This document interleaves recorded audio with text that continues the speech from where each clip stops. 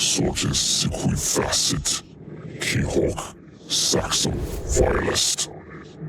Joves apocost, sortes qui facit. God, please shine your grace on me. God, please shine your grace on me. God, please shine your grace on me. I'm not going to go there. God, please shine your grace on me. God, please shine your grace on me. God, please shine your grace on me. I'm not going to go there.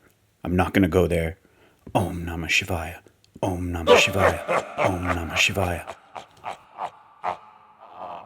You ever wonder why your mind attacks you so strongly sometimes? Why it attacks you, then you silence it, and it keeps coming back? Sometimes you may even feel like your mind is something separate from you, like a monster outside of you. This feeling can become even stronger when you start meditating. To someone who has never meditated, it sounds easy to just sit and focus on your breath for 5 minutes. But anyone who has actually tried meditation knows how hard this can be. That feeling that your mind is separate from you is actually a glimpse into the truth. Your mind is not the real you. It came from the real you. There is no light without dark, and when you commit to the spiritual path, with or without retention, your first glimpse of truth often comes through the darkness of duality. Mind itself represents that very duality. When you add semen retention to the mix, this darkness can become much more intense, especially in the first few months. But the bliss you feel as you get closer to your true self is also that much more intense. Anyone who has tried semen retention and sexual sublimation has faced the problem of their mind attacking them with sexual urges. Sometimes the urges are so strong that you're constantly fighting them, using your sublimation techniques like a weapon. And other times you have no urges at all and can keep your mind away from anything that might cause them. Newbies to retention often have stronger and more frequent urges. More experienced people still get these attacks, but less often, and sublimation works better. But just because sublimation tactics might not work well at first, doesn't mean you should wait to start practicing. If you wait, you won't build the good habit, and the urge energy will linger in your subconscious mind, putting you at higher risk of slipping. Anyone who has gone longer than a few months without causing their own suffering likely used some of my tactics, some of their own, or ones from another source. I never claimed that my tactics are the only solution. My tactics came from within, from the place we are all seeking on this journey, and I believe that anyone who retains with pure intentions can create their own sublimation tactics, so long as you know that you are supposed to be sublimating. So if you don't like my guided practices, or my channel, or style, that's fine. Regardless, take this one lesson. No matter what method of retention you follow, build the habit of sublimating your sexual urges and impulses. I believe that those on retention who don't practice sublimation are walking this path in the dark. I've made many videos on this, and you can explore my channel to see what happens if you retain without sublimation. That's all I'll say on that. There are 2 crucial times for urge attacks and 2 ways to handle them. Today, we'll explore these situations, and at the end of the video, we've linked a guided practice to help you handle either situation. Be sure to like, subscribe, and all the bells and whistles if you're into my content, and stay tuned until the end for a deep dive into semen retention urges. Semen retention involves moderation of ejaculation, a practice rooted in various traditions. In Taoist retention, practitioners focus on internal energy circulation, such as the microcosmic orbit technique. To manage urges, practitioners employ alchemical tactics like breath control, meditation, and visualization. They also adhere to ejaculation frequency schedules, regulating release to balance physical and spiritual energies. Akhanda Brahmacharya extends this practice by advocating the sublimation of all sexual impulses in word, thought, and deed, promoting a comprehensive approach to spiritual and physical well-being. Regardless of the school of thought you follow, dealing with sexual urges is a fundamental challenge in semen retention. To succeed in this practice, it's crucial to develop effective methods to manage these urges. Whether it's through mindfulness techniques, redirecting energy through physical exercise, or engaging in creative activities, finding a strategy that works for you is essential to maintaining focus and progress on the path of semen retention. There are 2 primary types of urge attacks experienced during semen retention. The first type occurs when a primal urge begins to form in consciousness, often described as a bubble that emerges and demands attention. This initial onset requires immediate awareness and management. In the beginning, it is often difficult to note and pinpoint the time when the bubble is forming, but with practice of multitask sexual transmutation, you will get to a point where you can pinpoint that with lightning accuracy and pop the bubble right when it begins. The second type of urge attack happens when you fail to manage the urge in its root phase and later become mentally engaged with the urge. At this point, you are actively interacting with the urge, and without appropriate counteraction, there is a high risk of slipping. This scenario will challenge you tremendously and has high potential to put your entire streak in jeopardy. It often necessitates advanced sublimation tactics and disciplined practice to effectively navigate and cleanse the lingering mental impressions of these urges from your consciousness. You should always be aiming to avoid reaching the second state.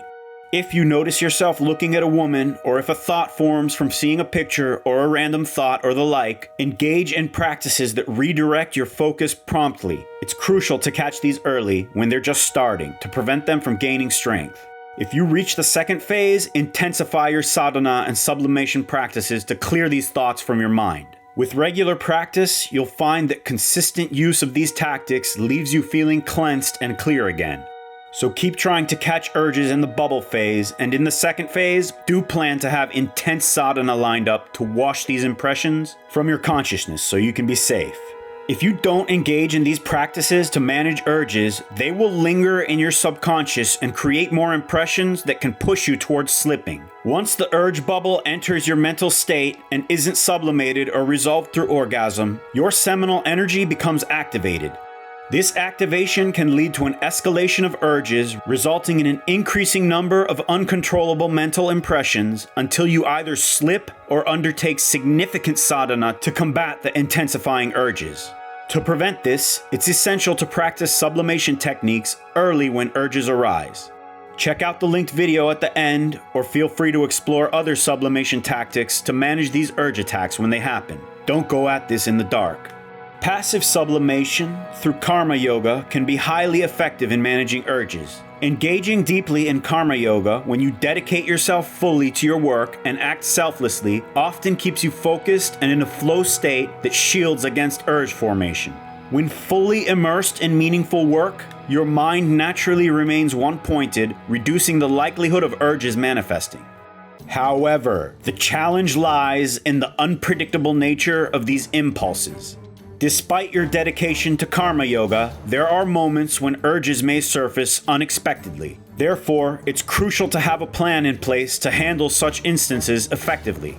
Consider periods of monk mode where you devote yourself to significant achievements for the greater good, coupled with active sublimation tactics. By combining passive sublimation through karma yoga with proactive measures for managing urges, you can navigate these challenges more effectively and maintain your flawless practice of semen retention. When one is not on semen retention or following a spiritual path, these mental attacks still occur, but they often go unnoticed. People may use distractions like sex, food, drugs, and other diversions to avoid confronting these inner challenges. However, once someone commits to the spiritual path, these mental assaults intensify and you become aware of them. Essentially, you are in hell, and when you commit to the spiritual path, you have announced to the devil that you are planning to break out. On retention, you go one step further and announce to the devil that you have paid the guard to let you out in 12 years and have given him all of your plans and arrangements. So he will do everything he can to destroy you and keep you from hitting that 12 years. This is why they always say that the best time to become enlightened is right now. In Zen Buddhism, Satori is known as the only way to enlightenment, and that can only happen right here, right now. This is also the cause of the grand paradox in the spiritual quest. We all yearn to give up our desires, yet then we desire to not have desires. Isn't that interesting? These things are all but mere attacks of the mind or ego on your consciousness or true self. Obviously, the present moment is the only thing in existence, the past is but an illusion, and the future is merely an idea of what is to happen in the present. But a deeper introspection will reveal that if you don't wake up right here, right now, and you decide to engage in Akhanda brahmacharya or spiritual practice to break these shackles, then you have announced to your ego that you are trying to break free, and you have also announced the very tactics that you're going to use to liberate yourself. What do you expect it to do? What would you do? Your ego, or Satan, or whatever you want to call it, is going to attack you from all angles and do everything it can to keep you in this misery. Most who haven't done the spiritual work will have to engage in spiritual sadhana to break free. And then when your subtle body is ready, at some point, you will instantly realize. And then you will realize that there was nothing to realize and that you are, always were, and always will be ever shining being consciousness bliss. As time goes on in eternity, you will get bored being God again and will create another infinite series of dreams. Eventually, in one of those dreams, you will find yourself sitting here again listening to this very video. Or maybe next time, you will be me writing this script and I'll be you. So enjoy your life and love everyone and everything with every cent of your being, because everything you see around you is actually a part of the real you. Urges are real, and the attacks of the mind, whether on retention or just navigating the spiritual path, are undeniable. These challenges test our resolve and commitment, but knowing what to expect and having a plan in place to deal with these situations is key. I have linked a few videos right here that give you detailed and guided instructions on how to do just that. Feel free to check them out if you want. In closing, let us seek divine guidance and protection. God, please shine your grace upon us, shielding us from the temptations and urges that cloud our path to you.